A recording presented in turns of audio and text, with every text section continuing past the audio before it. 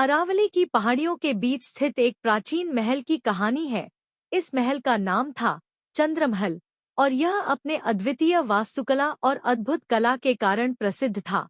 लेकिन सालों से यह भी मशहूर था अपनी भूतिया कहानियों के लिए। इस महल का निर्माण राजा वीर प्रताप सिंह ने करवाया था, जो अपने समय के बहुत ही वीर और बहादुर राजा थे। महल का वास्तुकला अद्वितीय था और इसकी सुंदरता चारों ओर प्रसिद्ध थी।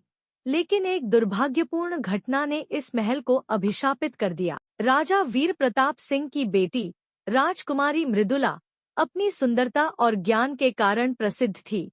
वह बहुत ही दयालु और स्नेही थी और अपने पिता के लिए प्रेरणा स्रोत थी। लेकिन एक दिन एक पड़ोसी राज्य के राजा, जो अधर्मी और ईर्ष्यालु था, ने चंद्रमहल पर आक्रमण करने की योजना बनाई। रात का समय था और महल में उत्सव का माहौल था।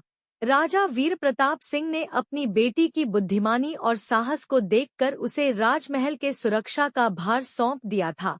उसी रात आक्रमणकारी राजा ने चुपके से महल में प्रवेश किया और एक भीषण युद्ध छिड़ गया। राजकुमारी मृदुला ने अपनी वीरता और साहस से धूर्त राजा का सामना किया, लेकिन दुर्भाग्यवश एक धोखेबाज सैनिक ने मृदुला को धोखा देकर उसे मार डाला।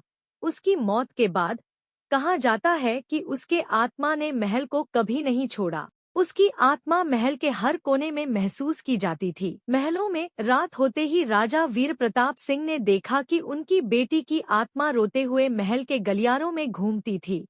कई सेवकों ने भी बताया कि उन्होंने मृदुला को महल में देखा है। लोगों की डर से महल धीरे धीरे खाली हो गया और वीरान हो गया।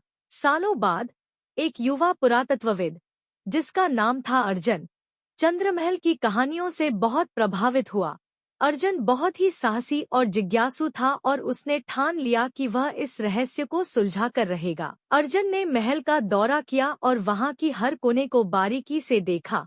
उसे महल की सुंदरता और गरिमा से मोहित हो गया। लेकिन रात होते ही उसे अद्भुत और रहस्यमयी आवाजें सुनाई देने लगीं। अर्जन निडर था। उसने उन आवाजों का पीछा करना शुरू किया। रात के बीच अर्जन ने राजकुमारी मृदुला की आत्मा को देखा। वह आत्मा ध्वस्त और पीड़ित दिखाई दी। अर्जन ने उसके साथ बातचीत करने की कोशिश की और उसे निडरता से आश्वासन दिया कि वह उसकी मदद करेगा। मृदुला की आत्मा ने अर्जन को बताया कि उसकी आत्मा तभी शांत होगी जब अधर्मी राजा और उसके सैनिकों को उनकी करनी का एहसास हो जाएगा। अर्जन ने यह सबक लिया और उसने इतिहास के पन्नों को खंगाला। अर्जन ने बहुत खोजबीन की और आखिरकार एक दिन उसने उस अधर्मी राजा के वंशजों के भयावह कर्मों का पर्दाफाश किया। वह सबूत लेकर चंद्रमहल लौटा और वहां एक बड़ा अनुष्ठान कर मृदुला की आत्मा को शांति दी। उस घटना के बाद चंद्रमहल की भयंकर कहानियां समाप्त हो गईं। लोगों ने फिर से महल में आना जाना शुरू किया और उसकी सुंदरता का आनंद लिया।